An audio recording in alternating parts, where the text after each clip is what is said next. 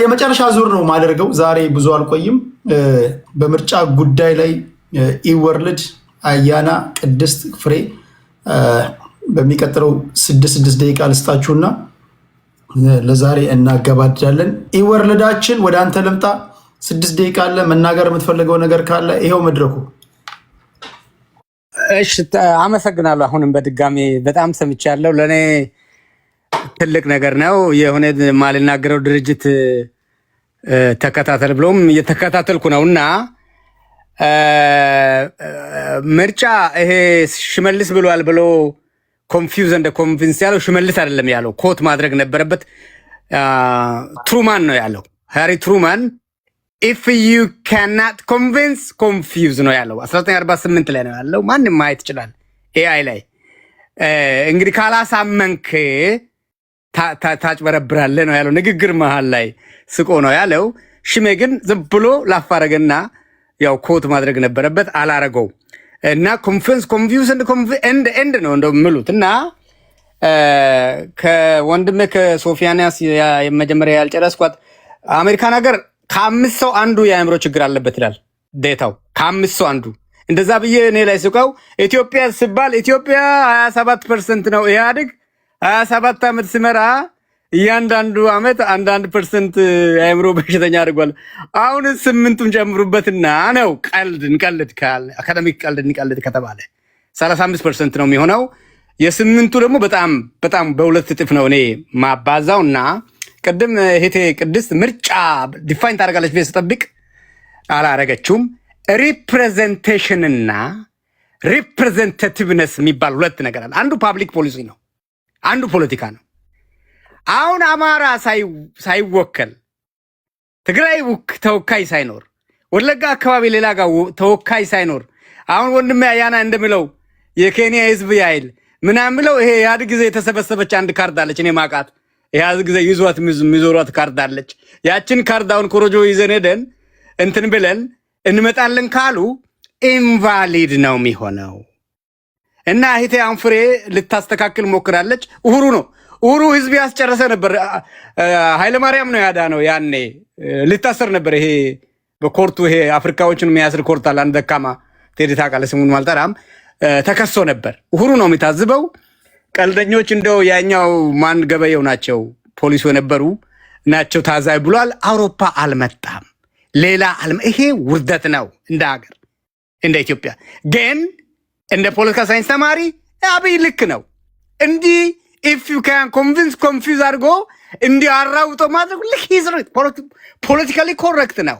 በዓለም አቀፍ ደረጃ ኮሬክት አይደለም እንጂ ኢትዮጵያን አይጠቅምም እንጂ ኢትዮጵያ ወደ ዲሞክራሲ እየሄደች ነው አይባልም እንጂ እንዲህ አስፈራርቶ ምን ብሎም እንደ መንጭቅ እኮ ነው የምትወስደው። ስልጣኑን ካረጋጋ ሂዝ ራይት። እንዲያውም እኔ ብልጽግና ካሸነፈ ማክሲም ሲገለጽ ሄዳለሁ። በቃ ገብቶሃል አንተ ማርበድበዱን ገብቷል። ግን ኢትዮጵያን ይጠቅማል ወይ? አይጠቅምም። ህዝቡን አይጠቅምም። በዓለም አቀፍ ደረጃ ላይ ትምህርት ቤት ሄደንም ዌር ዩ ፍሮም ኢትዮጵያ በጣም እናፍራለን። እንግዲህ ንጉሱ ያለቀው በኃይለሥላሴ ነው። ደርግ መጣ። ደርግ ምርጫ አያውቅም። ተነስ ታጠቅ ዝመት ተደፍሯልና የእናታ ምንድነው ይባል ነበር። እኔ ልጅ ኢህአዴግ ስገባ አዋሳ ነበርኩኝ፣ ልጅ ነበርኩ። ብላቴ ወንዝን አጭር ስለሆንኩ ውሃው ሰምጬ ነበር የተሻገርኩ እንትን ይመጣል ተብሎና ኢህአዴግ ጊዜ እና አብይ እየሮጡ ያችን ኮሮጆ ይዘው ይሮጣሉ። ያችን አልጣላትም፣ እስካሁን አልጣላትም። አሁን የኢህአዴግ ግልብጡ ብልጽግናው መጣና የጀርመን አንድ የብልጽግና ሬዲዮ አለ። ፋኖ መንገድ ዘግቻለሁ ይላል። መንገድ አልተዘጋም ይላል። የተዘጋ መረጃ የለም ይላል። ትግራይ እናውቃለን የሆነው ነገር። ያ ፈረንጁ እንዴት ነው የሚገመግመው? ሪፕሬዘንቴሽን የለም ነው ምለው። ፓብሊክ ፖሊሲ ወድቋል ነው ምለው። ሰዎች አሁን አማርኛ ስትረጉሙ ፈረሰ ምናምን። ኤምሮ ዩኒቨርሲቲ የሚባል እዚህ አሜሪካኖች አትላንታ ላይ ኤርትራን ለማስገንጠል እየጠሩ እያስመቱ ካርተር ነው እንደዚህ ያደረገው። አሁንም እየጠሩ ነው ኢትዮጵያን ከቀይ ባህር ለማራቅ። አብይ ስንት ተከፈለው ነው? እኔ አብይ ስንት ሸቅልክ ነው ባገኘው? ስንት ነው የተከፈለ? ከቀይ ባህር ብዙ ለመራቅ እያረክ ነው ወይ ነው የኛ በጥያቄ የምንጠይቀው። ከዛ ቁጭ ብለው እንደ ሶሉሽን ችግር ብቻ አናውራ ካልን ቁጭ ብለው ተነጋግረው አሁን እነ ክርስቲያን ታደለን ፈተው ክርስቲያን ታደለ ለኔ ለተወለድኩበት አካባቢ ክፉ ሰው ነው። አንድ ዩኒቨርሲቲ ያለችን ለመዝጋት ያስገዱ ነበር። ግን መታሰር የለበትም። የህዝብ ተወካይ ነበር። ሳናጣራ እናስርም ብሎ ሳጣራ ነው እንደ ቅቤ ነው እንደ ምናምን ስንል ነበር እንትን ብሏል። አሁን ይሄ አይምሮ ምናምን ነው አያና ምለው ኮምፓራቲቭ ፖለቲክስ 101 ስላልገባው ነው። ሰው ከከንሳ ጋር እንትን አይልም።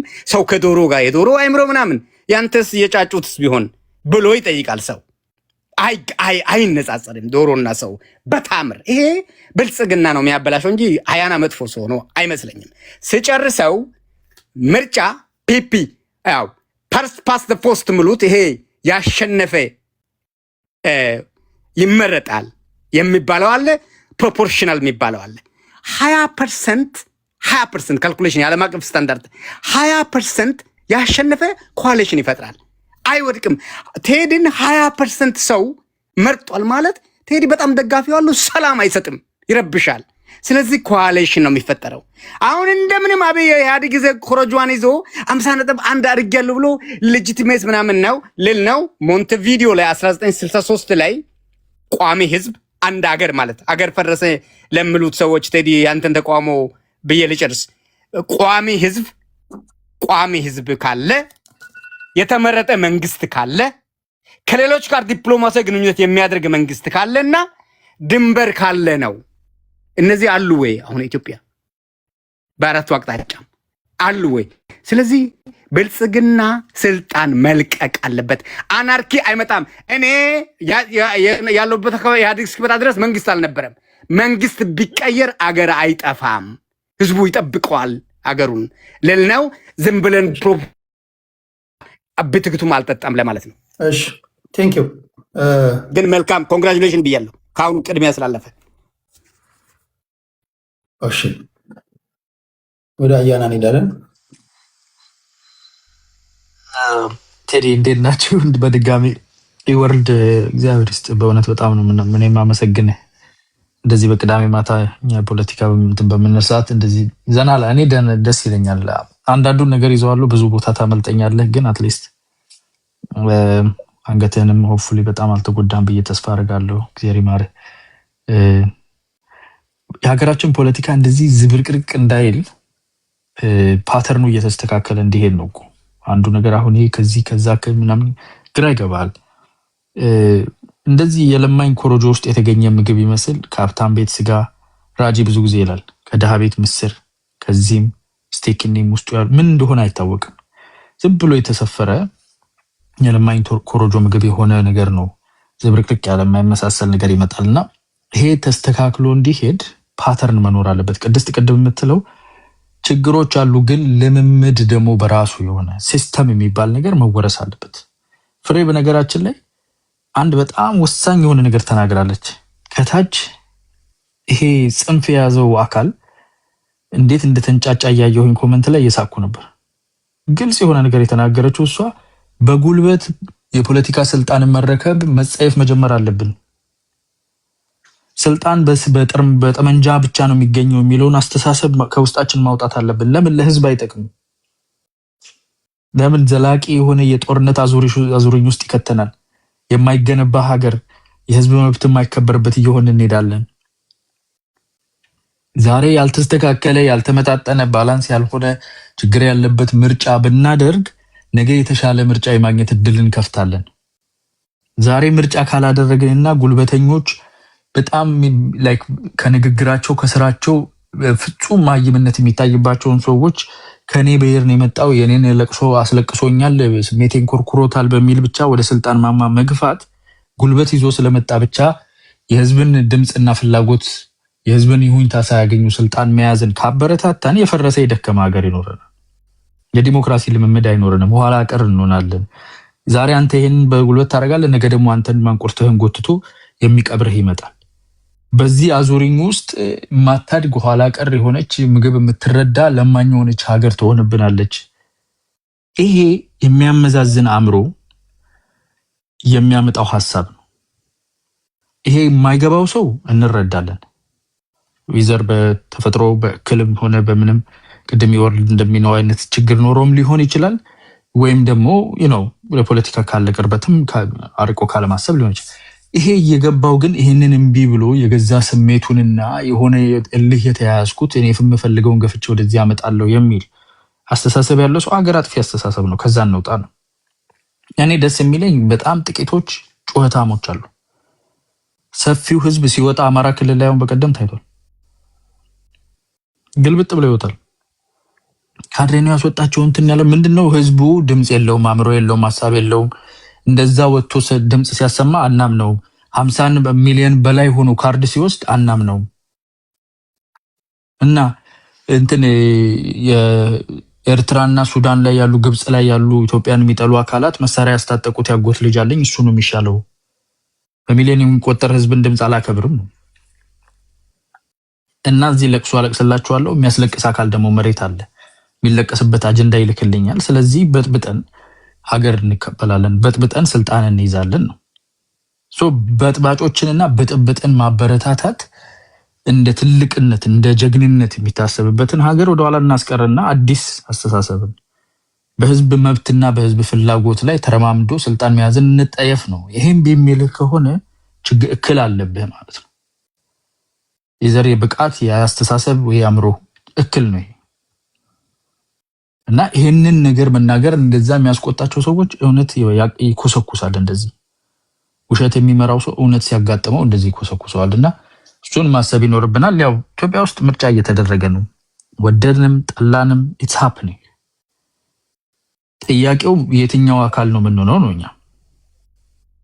ቢኮዝ ኢትዮጵያ የተጠናከረ ጽኑ መንግስት ካላት የዲሞክራሲ ልምምድ ካላት ወደፊት እየተራመደች ነው የምትሄደው። በኢኮኖሚ የምናስመዘግባቸው ነገሮች ይኖራሉ። ጠንካራ ሀገር ይሆናል። በጦርነት አንታመስም። ከጦርነት ነፃ ሆነን እኮ 50 ዓመት ኖርን ማለት በጣም የሚያድግ ህዝብ እኮ ነው። ስለዚህ ጎረቤት ላይ አንተ የሚጠላ የግብጽ የምናምኑ እንኩሮ እኮ ከዚህ ሰፍሮለት የሚልከው ለምንድን ነው? ወዶት መሰለህ እንዴ? ማይም እንደሆነ ስለሚያውቅ ሄዶ ግደልልኝ ካለው የራሱ ወንድም እንደሚገልለት ስለሚያውቅ እኮ ነው የሚያስታጥቀው። በስልጣን ጥማትና ፍላጎት የሰከረ ስለሆነ ይልከዋል። ምንም በማያውቀው ፖለቲካ መጥቶ የራሱን እህት ወንድም እንደሚረሽን ስለሚያውቅ ነው የሚያስታጥቀው። ይሄ እኮ ግልጽ እኮ ነው። ምንም የምንወሻሸው ምናምን መሳጅ የምናደርገው አይደለም።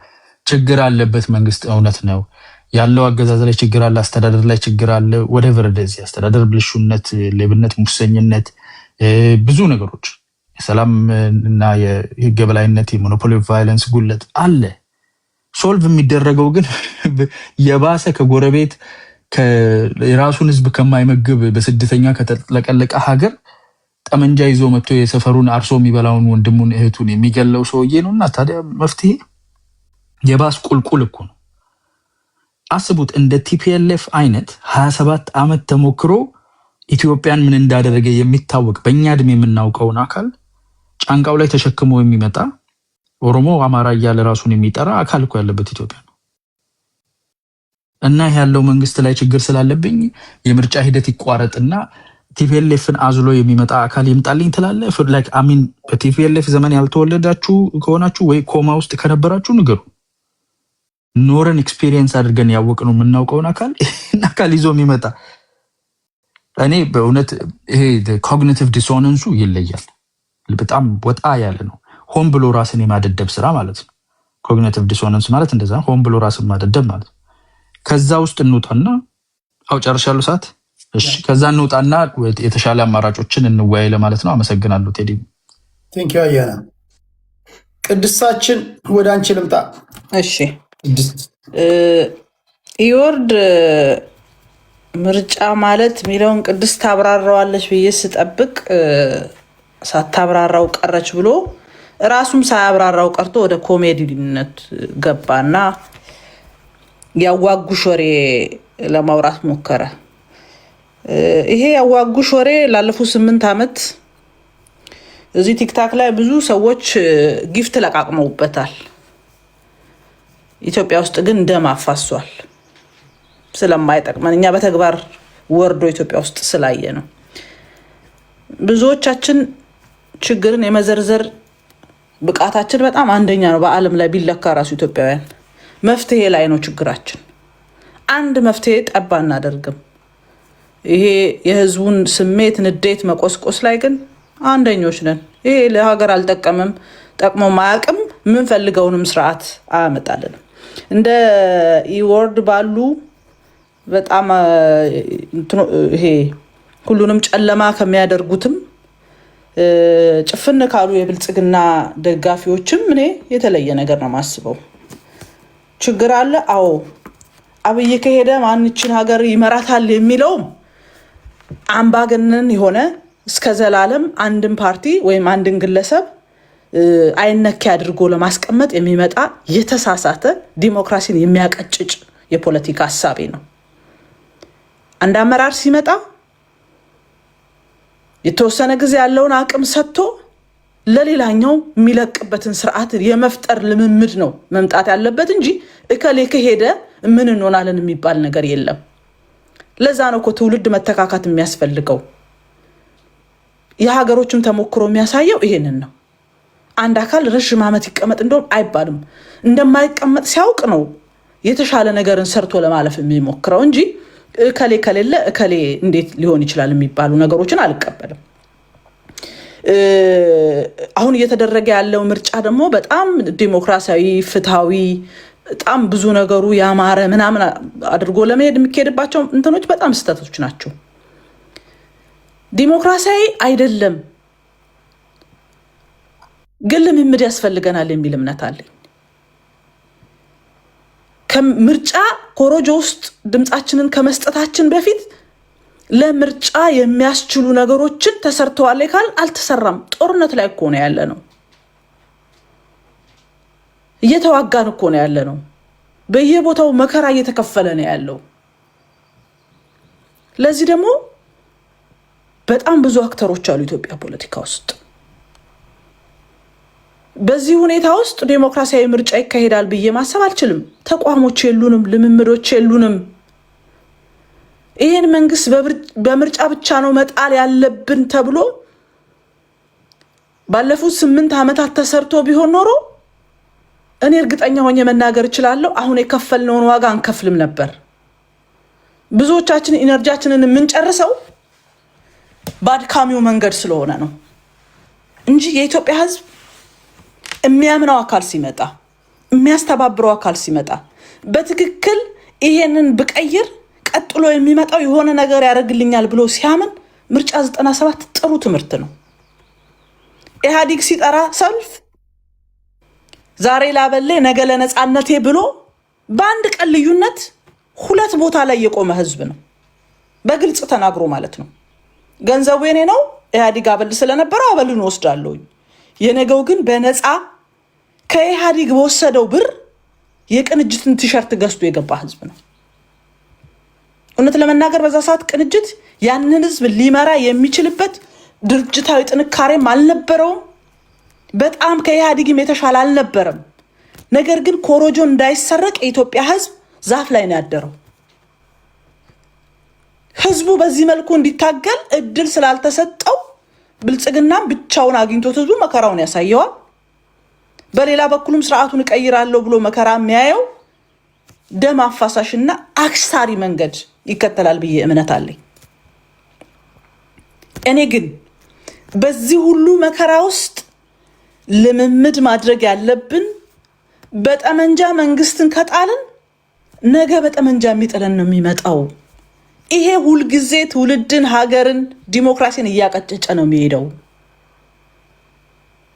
መለስ ብለን እንደገና እንደው በዓለም ላይ ሌሎች ሀገሮች እንዳረጓቸው ሙከራዎች በትንሹም ቢሆን እየተለማመድን መሄድ አለብን የሚል እምነት ነው ያለኝ እንጂ ይሄ መንግስት እሺ መዓት በዚህ ምርጫ የተነሳ መዓት ነገሮችን ማውጣት እንችላለን። በጣም ብዙ ጉድለቶች አሉበት። በቃ ቀድሞ ጨርሶታል እኮ ይሄ ውድድሩን ምንም ሌሎች መተው ቦታውን እንደማይዙት ቀድሞ አሳይቶናል። ይሄ ራሱ ዲሞክራሲያዊ ስርዓትን ያቀጭጫለው። ግን አቅማችንን ይሄንን መንግስት መጣል የሚፈልግ አካል በማይኬድበት መንገድ ከሚሄድ ለህዝቡ ግን እድሉን ቢሰጠው ኖሮ የዛሬው አሁን ስለምናወራው ምርጫ እንዲህ አይነት አይሆንም ነበር። ስለዚህ እኔ ልምምዳችንን ማስተካከል አለብን። በምርጫና በምርጫ ብቻ ነው ኢትዮጵያ ውስጥ መውጣትም መውረድም የሚቻለው የሚለውን ነገር ህዝባችንን ማመን አለበት። ተፎካካሪውም ይሄን መስራት አለበት። ራሱ መንግስትም ካልሰራው እጣላለሁ የሚለውን ነገር ማምጣት እንዲችል እንዲህ አይነት ልምምዶችን ማምጣት አለብን የሚል እምነት ነው ያለኝ። በዚህ አጋጣሚ እዚህ ምርጫ ውስጥ የሚሳተፉ ሴት እህቶች አሉኝ። በተለያየ ጎራ ተሰልፈዋል። ሴት እህቶቼ ኢትዮጵያውያን መልካም እድል ለማለት ሞክራለሁ። ለሀገራችሁ ለህዝባችሁ በብዙ መከራ ውስጥ በጣም ዝግ በሆነ የፖለቲካ ምህዳር ውስጥ በጣም አስፈሪ በሆነ ሁኔታዎች ውስጥ ለህዝቤ ያለኝን የፖለቲካ አማራጭ አምጥቼ መወዳደር መመረጥ አለብኝ ብለው የተሰለፉ ሴት እህቶቼን መልካም እድል ነው የምላቸው። መልካም እድል። እሺ ቴዲ ቴንክ ዩ። ቅድስት ወደ ፍሬ እንሄዳለን። ፍሬያችን ቴዲ አመሰግናለሁ። ቅድስት ብዙ ብለዋለች፣ ደስ ይላል። አያናም ሁልጊዜ ነው ማዳመጥክ። ሁልጊዜ የምትናገረው ነገር መሬት የወረደ ነው ማለት ከእውነታ ጋር የተያያዘ ነውና ሁልጊዜ አድናቂ ነኝ። በርታ እልሃለሁ። ኢወርልድ አንዳንዴ የምትናገረው ነገር ጥሩ ሆኖ ሳለ እንትን አትለውም አታያይዘውምና ሀሳብህን አንዱ ላይ ወይ ፎከስ አድርገህ ብትነግረን እኔ እረዳሃለሁ። ግን ደግሞ ቴንኪው ለምናረገው በጨዋነት ላይ የተመሰረተ ንግግር ደስ ይላልና የኔ ሀሳብ ምንድነው? ለምሳሌ ማለት ነው አሁን ብዙ ተቃዋሚዎች ወይም ደግሞ መንግስትን የሚቃወሙ አካላት ለጦርነት የሚደረግ ትግል ለሚሉት ገንዘብ ይልካሉ፣ በተለያየ መንገድ ያበረታታሉ። ግን ደግሞ እነሱ ገንዘብ የሚልኩበት ቦታ ላይ የሚያበረታቱበት ቦታ ላይ ትምህርት ቤቶች ተዘግተዋል፣ የጤና ኢንስቲትዩሽኖች ተዘግተዋል፣ የማህበረሰብ ዴይሊ እንቅስቃሴ ቆሟል። ያንን እንዴት አድርገው ነው እየታገሉ የማህበረሰቡ ደግሞ የቀን ተቀን የኑሮ ሁኔታ የሚስተካከለው ብለው ሲሰሩ አናይም። ትምህርት ቤቶች ልጆች ወደ ትምህርት ቤት እንዲሄዱ ሲያደርጉ አናይም። መሰረተ ልማት ላይ ሲሰሩ አናይም። ማፍረስ ነው። ለምሳሌ ሰሞኑን እናያለን መንገድ ሲዘጋ በመከላከያ አካላት ላይ ጉዳት ደርሷል የሚሉ አንዳንድ ዜናዎች ምናምን እናያለን። እና ለኔ እዚህ ጋር መናገር የምፈልገው ነገር መከላከያ ማለት ለኔ የመኖሬ መሰረት ነው። ያንን ዩኒፎርም ሲለብስ ለኔ ሊሞትልኝ፣ ሀገሬን ሊያስጠብቅልኝ፣ ክብር ሊሰጠኝ ኢትዮጵያ በየትኛውም አካል በኢንተርናሽናሉም በአፍሪካም በሀገራችንም ውስጥ ቢሆን ኢትዮጵያዊነቷ ወይም ያላት ፓወር ማንነቷ እንዲገለጽ እሱ የሞተልኝ ያለ አካል ነው። ኦፍ ኮርስ በማንኛውም ፓርቲ ሲመጣ መከላከያን የሚያስተዳድረው የሚገዛው የገዢው አካል ነው። ግን መከላከያን እየገደለ የመከላከያን ልብስ የለበሰ ወታደር ጫማ እያስወለቀ የመከላከያ ምንድነው መኪናዎችን እያቃጠለ የሚጨፍርና የሚደግስ አንድ ኢትዮጵያዊ ማየት ማለት ለኔ ትልቅ የልብ ስብራትና ውርደት ነው። ምክንያቱም መከላከያ ማለት ቤተሰብ የለውም፣ ኑሮ የለውም፣ ቤት የለውም፣ ሁሉ ሙሉ ኢትዮጵያ የሱ ነች። ያንን ዩኒፎርም ሲለብስ ላከብረው ዝቅ ልልለት ሲገባ ጭራሽ ገለዋለሁ። መከላከያን ገሎ አዋርዶ አገርን የሚጠብቅ ያን የክብር ልብስ የለበሰ ለኔ የሚሞትልኝን ሲሞት እኮ ለመከላከያ ኖርማል ሰው እንደሞተ እንኳን አይለቀስለትም። ለምን? ያንን ዩኒፎርም ለብሶ ወደ ትግል የገባለት ሞቷል። ለቤተሰብም ለማንም በቃ ሁሉ ውስጣችን ያውቀዋል። ያንን ያዋረደ አካል መጥቶ ስልጣን ይዤ እመራሻለሁ ቢለኝ አልቀበለው። ማንም አንቀበለው። መንግስትን የምደግፈው እኔ ልክ ነው ብዬ አይደለም፣ ደጋግሜ ነው የምናገረው። ነገር ግን ኢትዮጵያን በሚያዋርድ መልኩ በሚያቆስል መልኩ በማንኛውም ቦታ ላይ አልተባበርም። መንግስትን ከነጥፋቱ ነው የምደግፈው። ይሄ መንግስት ቢሄድም ሌላ መንግስት ቢመጣ ከነጥፋቱ ኢትዮጵያን አስቀጥላታለሁ። ለወደፊት ጄኔሬሽን የምንሰጣትን ኢትዮጵያ አብረን ቁስለቷንም ድክመቷንም ቆሻሻዋንም ደካማ ጎኗንም ማጽዳት ሲኖርብን ማስተካከል ሲኖርብን እኛ ምክንያት መሆን የለብንም። ወደኋላ ለመቅረቷ ትምህርት ቤቶች ለመዘጋታቸው ዜጎች በመሳቀቅ ውስጥ እንዲኖሩ ለመሆን የኛ ገንዘብ የኛ ጊዜ የኛ እድሜ ምክንያት መሆን የለበትም። እንዴት ወደ መፍትሄ እንሂድ ነው? ስልጣን ልቀቅ። ለምን ስልጣን ይለቃል? ስልጣን ዝም ብሎ መልቀቅ ቀልድ ነው እንዴ? አንተ የምትፈልገውን ስልጣን እኮ እሱ መያዝ ይፈልጋል። ስልጣን ልቀቅ ከምትል አብረን ስልጣንን እንስራ። እንዴት ስልጣንን ተጋርቼ እኔ ለሀገሬ አንድ አስተዋጽኦ ላርግ ብትል ተሰሚነትም ያገኛል። ነገር ግን ስልጣን ልቀቅ ማነህ አንተ? ስልጣን ልቀቅ ለማለት ማንም ሰው እኮ እኔ ህዝብን ማስተዳደር ፈልጋለሁ ሆቢ ያለው ወይም ደግሞ የወደፊት የራሱ ፍላጎት አለው ህዝብን ማስተዳደር ፈልጋለሁ አገሬን ማገዝ ፈልጋለሁ ካለ እንዴት ላግዝ ነው እንጂ የሚባለው ውረድልኝና እኔ ሊያዘው አንተ ስትይዘው እንደምታስተዳድረኝ በምን አውቃለሁ አንተ ስትይዘው ለኔ የሚመቸኝ መሆኑ በምን አውቃለሁ አሁን እኮ ትምህርት ቤት እየተዘጋ ነው አሁን እኮ ልጆች ላልተፈለገ ጋብቻ እየተጋለጡ ነው ዜጎች ከቦታ ቦታ ሄዱም ኪድናፕ አለ ሴኩሪቲ ችግር አለ እሱን አሳይተኸኝ ገንዘብህን ለዛ አውለ መተ ደግሞ አገርን አስተዳድራለሁ ብትለኝ አልቀበልህም ስለዚህ ለኔ ተቋሚዎች ብትችሉ ለጦርነት ገንዘብ ከምትልኩ ለማህበራዊ ስራዎች ለጤና ኢንስቲትዩሽኖች ወይም ደግሞ ለትምህርት ቤት የሚውል ገንዘብ ብትልኩ ማህበረሰባችሁን ብታበረታቱ ከመንግስት ጋር እርቅ የሚመጣበትን ወደ ሰላም የሚካሄድበትን ኢትዮጵያ በሰላምና በጥሩ የምትቀጥልበትን መንገድ ብትፈልጉ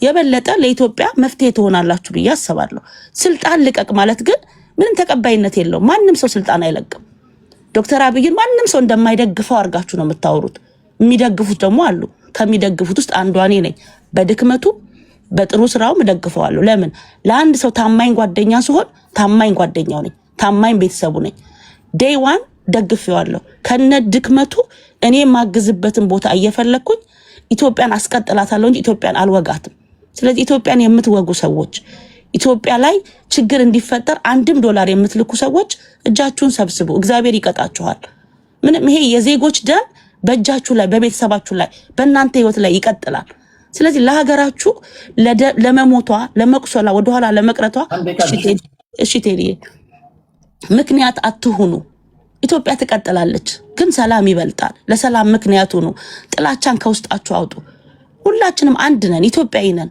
በቃ ኢትዮጵያዊ ነን መልኬነ መልክህ ነኝ ስለዚህ ጦርነት መቆም አለበት ልጆች ወደ ትምህርት ቤት መሄድ አለባቸው ምርጫውም መኖሩ ጥሩ ነው እናንተም ገንዘብ ለጦርነት ከምትልኩ ጥሩ ተፎካካሪ እንዲመጣ ቀድማችሁ ከ2 ዓመት በፊት ጀምሮ ብታስቡበት ኖሮ ጥሩ ተወዳዳሪ ጥሩ ተፎካካሪ ማምጣት ትችሉ ነበር ሀገራችንን ሰላም ያርግልን ሁላችሁንም ወዳችኋለሁ አከብራችኋለሁ ቴዲዬ ቴንክ ዩ ሶ ማች